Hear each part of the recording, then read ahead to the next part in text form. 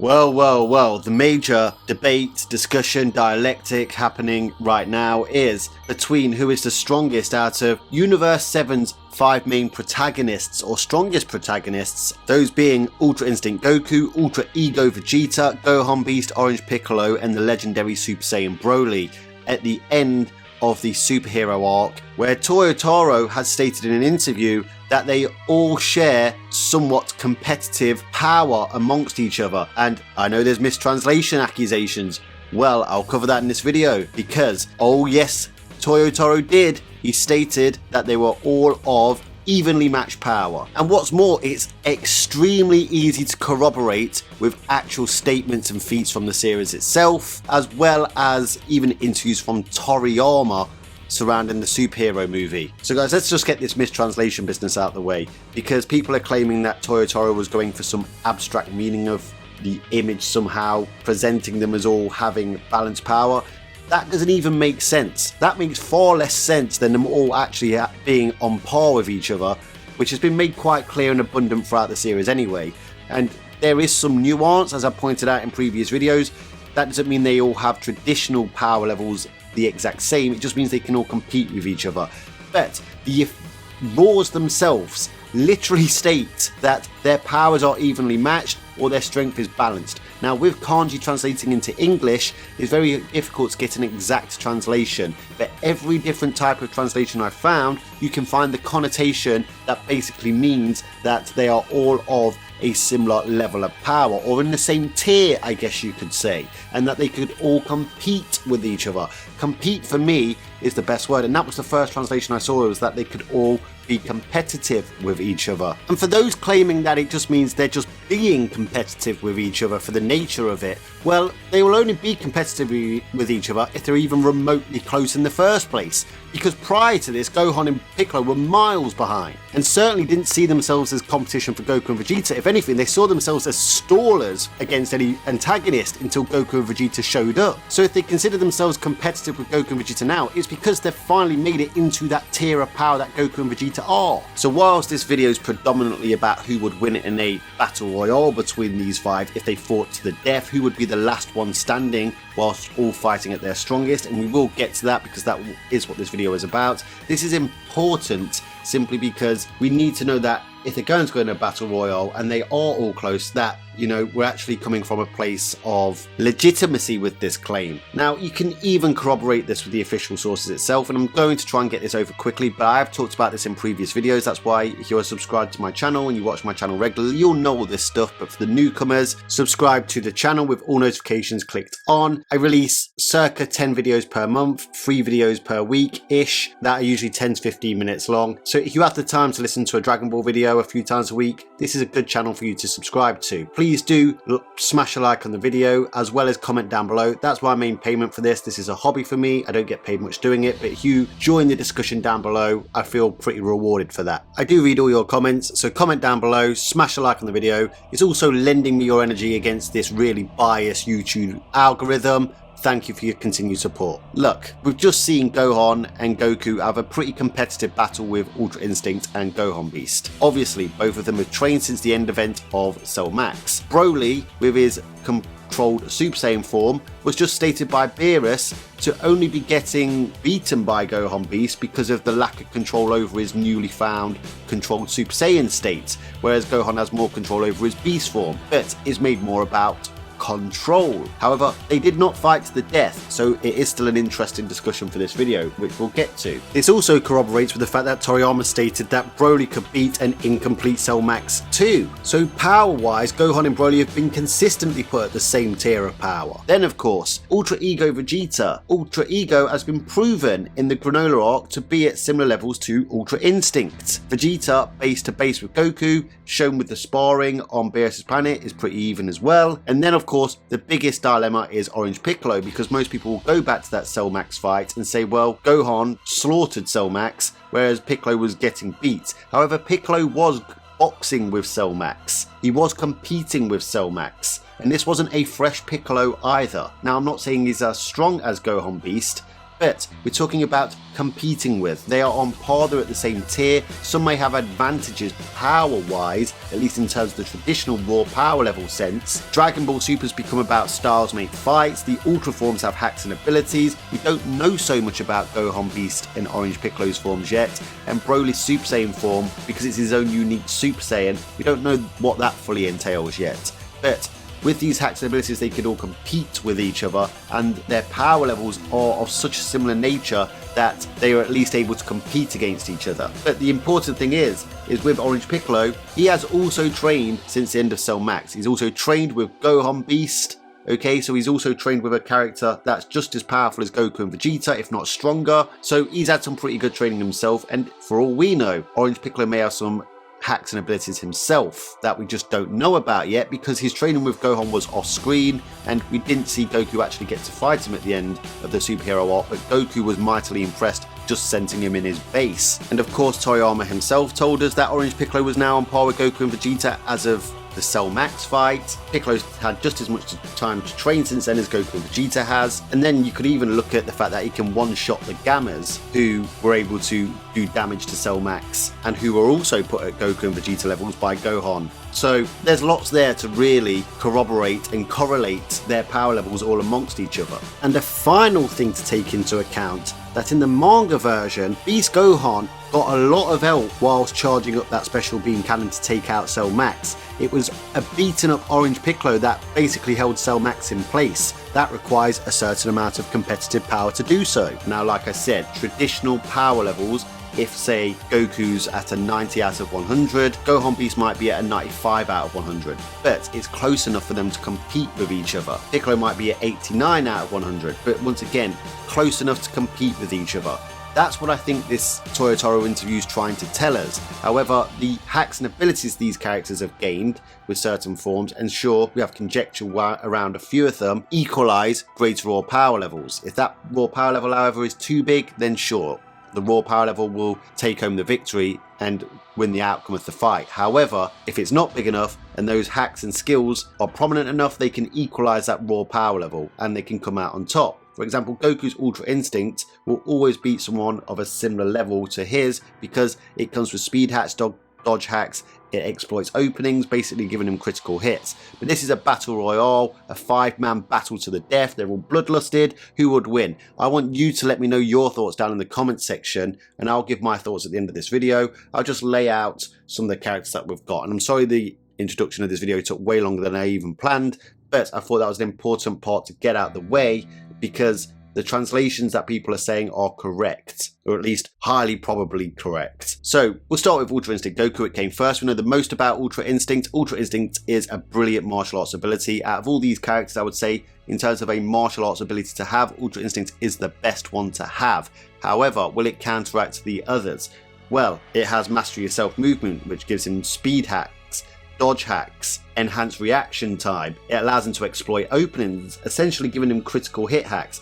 If he can keep his heart and mind tranquil, which is a big if with Goku whilst he's in this silver-haired Ultra Instinct, he can actually adapt in battle and get stronger in battle. He becomes more durable, as we saw against Moro. He can actually fine-tune his moves, so his moves become more accurate, only if his heart is tranquil. But if he doesn't, if he loses that tranquility, as we saw against Gas, then his Ultra Instinct becomes stagnant, as Vegeta told him in the Granola arc, and his accuracy starts to drop. The silver-haired Ultra Instinct also takes a massive toll on his body, so he cannot actually hold onto it for long. The more tranquil he is, the better. However, if he loses that tranquility, he has to resort to True Ultra Instinct, which isn't massively far behind silver-haired Ultra Instinct, even though the silver-haired Ultra Instinct is still his strongest form. But if he does go into True Ultra Instinct, it does then allow him to use his Saiyan emotions to keep amping his power mid-battle and adapt. However, the silver-haired Ultra Instinct does come with one bonus that allows him to amp his power, and that is the Ultra Instinct Susano that was seen against Moro and Gas, which I think could be a big important determiner in the outcome of this battle royale, so take that into consideration. Then of course we've got Ultra Ego Vegeta. Ultra Ego Vegeta we know less about than Ultra Instinct, but we do still know some things. We know that he has to go deeper into the state of destruction, the mindset of destruction, and if he does, then his power is limitless. It can grow and adapt in battle. I do believe there's a rate of growth he will go through, but he does get stronger. In a battle of attrition, this is a really good form to have, especially if your opponents aren't that much stronger than you and can't take you out in one shot, as we saw Gas state that he was going to try and do and failed, to the point where Gas was actually fearing for his life from Ultra Ego Vegeta until Vegeta conked out. Then Frieza actually did fully one-shot him, because the power differential in terms of raw power was just that great between them. However, Vegeta gets stronger by taking damage, which fuels his battle desire, and he gets stronger. He can use Hakai Destruction, which is a more potent type of energy than regular Ki or God Ki for that matter. And of course, Vegeta has moves like the Final Flash, which are amped moves that go beyond things like, say, Goku spamming the Kamehameha. Vegeta can also use things like the Force Spirit Fission, and I think you know who that means, who is fucked in this battle. But then he's also been training his efficiency based on Jiren's ultra efficiency like ability that he saw in the Tournament of Power. So Ultra Ego is a good battle of attrition transformation to have anyway, but Vegeta's also been working on his efficiency, so go figure. Anyway, next up, Gohan Beast.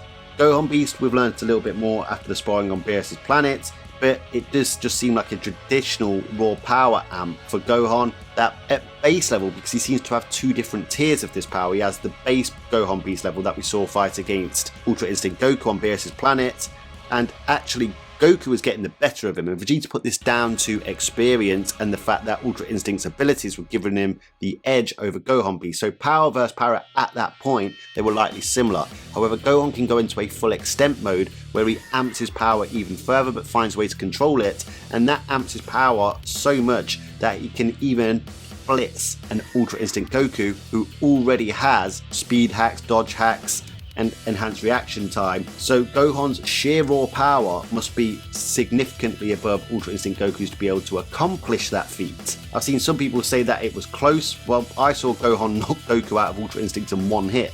I don't know about you. However, as I've stated before, this doesn't mean that he'd be able to pull this off every time against Goku. Goku would surely adapt to this, and in a battle royale battle to the death situation, is it going to work? He definitely seems to hold the biggest knockout punch. If we go through boxers, he's basically the Deontay Wilder of this. If he lands his Alabama Slammer, you're out cold. Up next, Orange Piccolo, now the most disputable one on this list. Now, I don't believe in terms of sheer raw power reserves he has the same amount as Gohan Beast.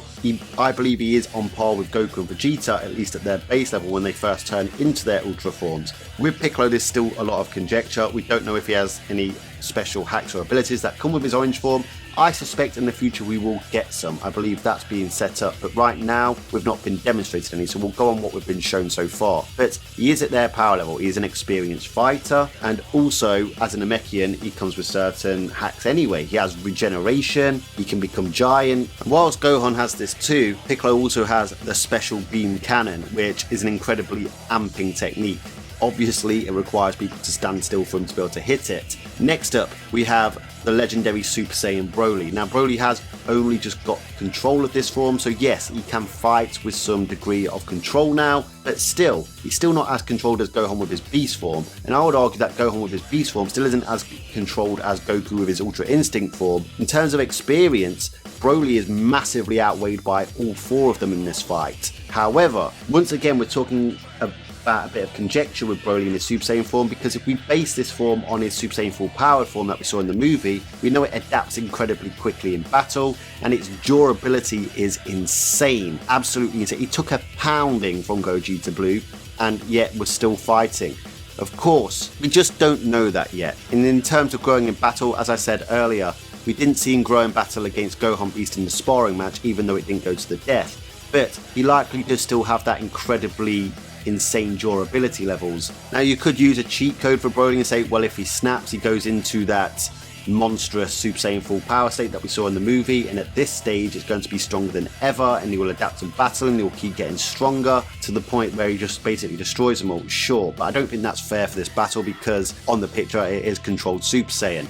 So, who do I think would win this? Like I said, styles make fights. I think there's avenues for all fighters to find a way to win this. I think Piccolo has the least chance, and I think there's one massive issue for Piccolo in this fight, is that Vegeta knows Force Spirit Fission. So he could easily remove Kami and Nail and make Piccolo weaker, just like that. Goku, if you was to score this fight on points, like a boxing match or a UFC fight, would be winning for as long as he can last. In terms of getting the better of exchanges, Goku would be out fighting all of the opponents in this list. Gohan will have to go into his full extent mode to be able to put Goku down, or any of them down for that matter, based on what we saw on Beerus' planet, but that does take him charging up to be able to get to that point in the first place. Would they let him do that? That is the big issue. Vegeta, the longer this fight goes on, the stronger he gets. It would actually be in Vegeta's best interest to get in the fight with Piccolo and basically just allow himself to keep getting hit until the point where he gets stronger as the fight goes on. He just needs to avoid taking too much damage.